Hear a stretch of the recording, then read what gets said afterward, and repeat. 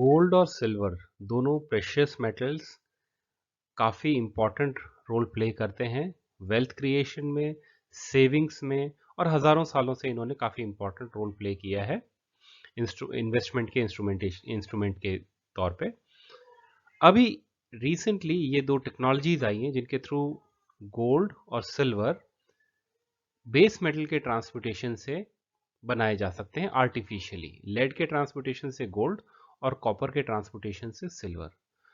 तो फ्यूचर में गोल्ड और सिल्वर के प्राइसेस, वेल्थ के डायमेंशन पे इनका रोल और सेविंग्स के तौर पे इनको रखना चाहिए या नहीं रखना चाहिए, ऐसे रिलेटेड क्वेश्चंस को कंक्लूड करने के लिए कुछ डेटा है जिसको डेटा को हम स्टडी करते हैं।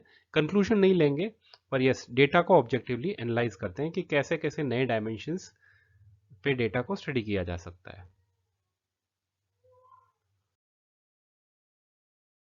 तो सबसे पहला इंपॉर्टेंट पार्ट है total gold mined plus yet to be mined, उसको टोटल सिल्वर माइंड और plus yet to be mined के फिगर को जब हम कंपेयर करते हैं तो ये रेशियो आता है, ये total gold as compared to total silver it comes around 1:9, मतलब 9 गुना ज़्यादा सिल्वर माइन किया जा सकता है हिस्टोरिकली अभी तक पूरी हिस्ट्री में।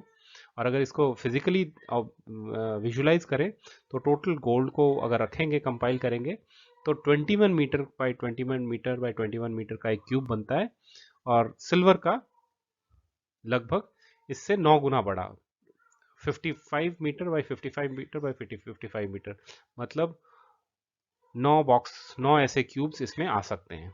चलिए ठीक है, और ये 2018 तक का डेटा है। इसके पीछे की थोड़ी स्टैटिस्टिक्स, वर्ल्ड ये गोल्ड का डेटा हमने वर्ल्ड गोल्ड कॉन्फ्रेंस से लिया है और सिल्वर का डेटा यूएस मनी रिजर्व से। टोटल माइंड जिससे कि जिसका टोटल माइंड का 2/3 हिस्सा हमने 1950 के बाद में निकाला, मतलब 1950s के बाद में, सेकेंड वर्ल्ड वॉर के बाद में मेजॉरिटी पोर्शन माइंड हुआ है गोल्ड के कॉन्टेक्स्ट में। और हर साल हम लगभग 3000 टन गोल्ड और 27,000 टन सिल्वर ईयरली माइनिंग हो रही है, ईयरली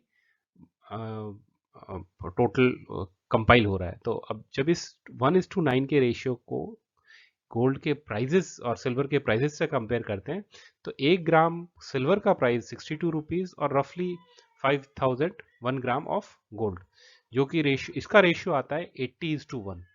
तो रैरिटी के डायमेंशन पे अगर हम देखें तो जो कमोडिटी 9 गुना ज़्यादा रैर या अबंडेंट जो भी है, अगर सिल्वर 9 गुना ज़्यादा अबंडेंट है सिल्वर गोल्ड से, तो सिल्वर का प्राइस भी लगभग 9 गुना या 10-20, लेकिन 80 टाइम ज़्यादा गोल्ड क्यों वैल्यूड है, ये एक इंपॉर्टेंट क्वेश्चन आता है। सेकंड क्वेश्चन, इस सेकंड डायमेंशन इसी ऑब्जर्वेशन का आता है। हम कंपेयर करते हैं इनके यूजेस को, यूटिलिटी फंक्शन पे बात करेंगे कि कैसे, ठीक है, रेट एक्सट्रैक्शन होना, अबंडेंट होना या रेयर होना एक डायमेंशन है, जो भी रेयर हो या अबंडेंट हो उसकी यूटिलिटी फंक्शन में क्या क्या इंपॉर्टेंट रोल्स हैं देखते हैं। तो सबसे इंपॉर्टेंट बात यहाँ पे आती है, गोल्ड डिस्ट्रॉय नहीं होता है, लेकिन सिल्वर लगभग फिगर्स बताते हैं कि लगभग 50% सिल्वर जितना माइन किया है उनमें से लगभग 50% इंडस्ट्री में यूज या लॉस्ट है।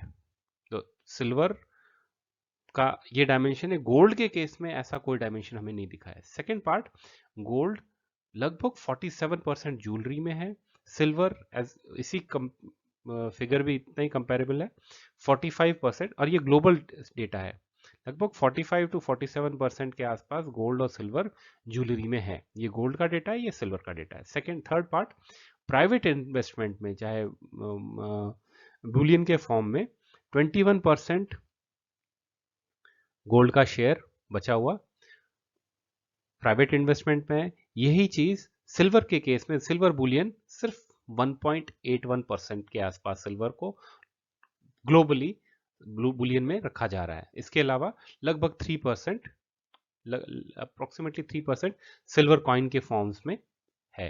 मतलब 2.9 प्लस 1.8 समवेयर अराउंड रफली 5% कॉइन्स और बुलियन के फॉर्म में है, और यहाँ पे गोल्ड को प्रेफरेंस दिया जा रहा है इस फॉर्म में सेविंग्स में। ओके, इसके अलावा ऑफिशियल होल्डिंग 17.2% गोल्ड की और अदर यूजेज 14.2%, और ग्राउंड के नीचे के रिजर्व्स को हमने पहले देखे थे 54,000 टन्स। अभी इसमें एक और चीज सिल्वर के अंदर डिस्क्लेमर वहां पे दिया है, हाउ मच ऑफ दिस जो अनमाइंड है, how much of this could be viable and cost effectively be mined however is unclear and could have a large implication for silver supply in the years to come. Silver के case में इसका destroy हो जाना, इसका lost हो जाना, लेकिन इसका अलग अलग ज्वेलरी और इसके अलावा और अलग अलग ज़्यादातर यूजेज इंडस्ट्री में कंज्यूम होने वाला बहुत बड़ा डायमेंशन है कि इंडस्ट्री में यूज़ होना और इंडस्ट्री में कंज्यूम हो जाना और लॉस हो जाना, ये लगभग 50% के आसपास का इसका बड़ा शेयर है। तो इसके यूटिलिटी फंक्शन में एक फैक्टर ये आता है, गोल्ड के यूटिलिटी फंक्शन में या तो ज्वेलरी के फॉर्म में या ये आता है। चलिए और आगे देखते हैं, डेट कोई और डायमेंशन है।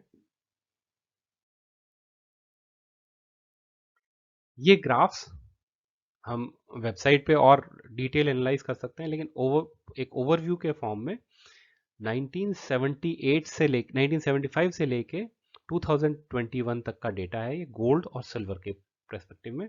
तो हम बड़े लीप यहाँ पे 2008 के बाद में देखते हैं दोनों में। 2008 के बाद में यहाँ पे बड़े लीप्स, बड़ा सर्ज इसमें यहीं पे दिखता है, गोल्ड और सिल्वर दोनों के केस में। कंक्लूजन हमें नहीं लेना है, बट यस ये दो चीज और डीप में एनालाइज करने के लिए एक और डायमेंशन है। अब आती है यूटिलिटी फंक्शन के आसपास जो डिस्क्लेमर दिया हुआ है स्क्रिप्ट में, accurately estimating the amount of gold within still within the ground is no easy task and this estimate may change in response to several factors as, जो ग्राउंड के नीचे गोल्ड है उसको माइन कितना है और कितना माइन किया जाएगा, वो इस चीज़ पे भी डिपेंड करता है कि गोल्ड का फ्यूचर में प्राइस क्या रहेगा। अगर प्राइस बढ़ता है और टेक्नोलॉजी एक्सपेंसिव भी है और कमेंसरेट इकोनॉमिक हुआ कि उस टेक्नोलॉजी के थ्रू माइन किया जा सकता है, तो वो चीज़ माइन हो सकती है। कॉस्ट ऑफ माइनिंग और mine exploration and new discoveries. अब mining companies will estimate how much gold remain at each mining project they operate. These can be split into two categories, that is reserves. Reserves is gold that is economic to mine at the prevailing gold price, जो अभी के price में gold mine किया जा सकता है, वो वाला पार्ट रिजर्व में पार्ट आ रहा है।